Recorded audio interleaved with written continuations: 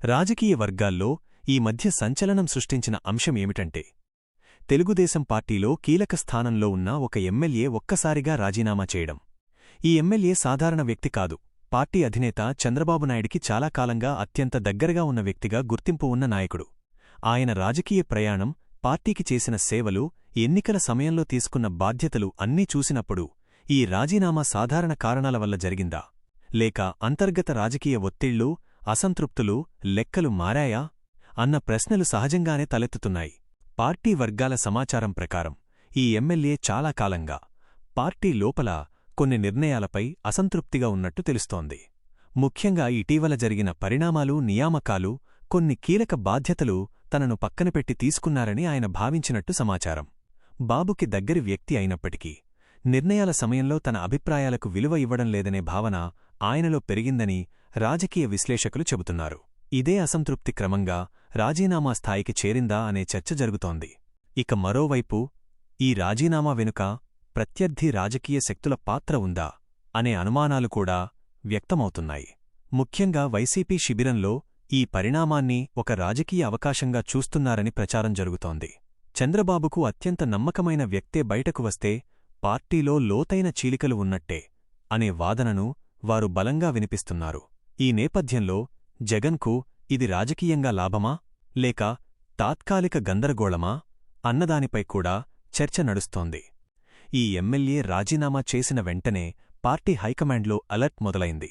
పరిస్థితిని చక్కదిద్దేందుకు సీనియర్ నేతలు రంగంలోకి దిగారని సమాచారం.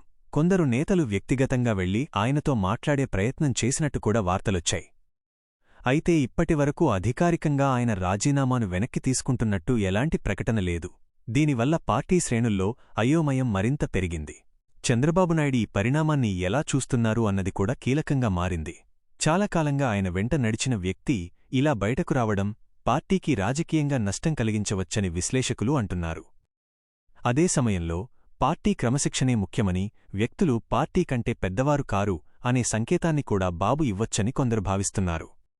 ఈ రెండు మార్గాల్లో ఏ దిశగా ఆయన అడుగు వేస్తారు అన్నది రాబోయే రోజుల్లో స్పష్టతకు వచ్చే అవకాశముంది.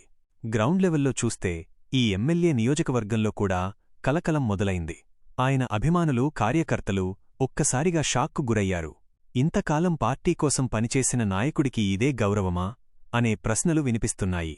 కొంతమంది కార్యకర్తలు మాత్రం ఇది తాత్కాలిక నిర్ణయం, త్వరలోనే పరిష్కారం వస్తుంది అని ఆశాభావం వ్యక్తం చేస్తున్నారు.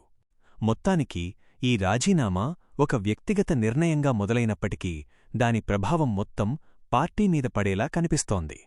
ఇది ఒక ఎమ్మెల్యే కథ మాత్రమే కాదు, పార్టీ లోపల నడుస్తున్న అసంతృప్తులు, మారుతున్న రాజకీయ సమీకరణాలకి అద్దం పడుతున్న సంఘటనగా రాజకీయ వర్గాలు చూస్తున్నాయి. రాబోయే రోజుల్లో ఈ ఎమ్మెల్యే ఎటువైపు మొగ్గుతారు? రాజీనామా కొనసాగుతుందా, లేక బాబుతో చర్చల తర్వాత తిరిగి పార్టీలోకి వస్తారా, లేక పూర్తిగా కొత్త రాజకీయ నిర్ణయం తీసుకుంటారా అన్న ప్రశ్నలకు సమాధానం త్వరలోనే రావాల్సి ఉంది. ఇప్పటికి మాత్రం ఈ ఒక్క రాజీనామా తెలుగుదేశం పార్టీలో అంతర్గత రాజకీయాలపై దేశవ్యాప్తంగా చర్చను రేకెత్తించింది.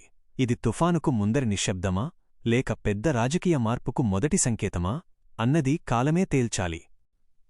ఈ రాజీనామాకు సంబంధించి ఆ ఎమ్మెల్యే నియోజకవర్గంలో జరుగుతున్న తాజా నిరసనలు లేదా చంద్రబాబు నాయుడు ఈ విషయంపై జరిపిన అంతర్గత సమీక్ష వివరాల గురించి మీకు సమాచారం కావాలా?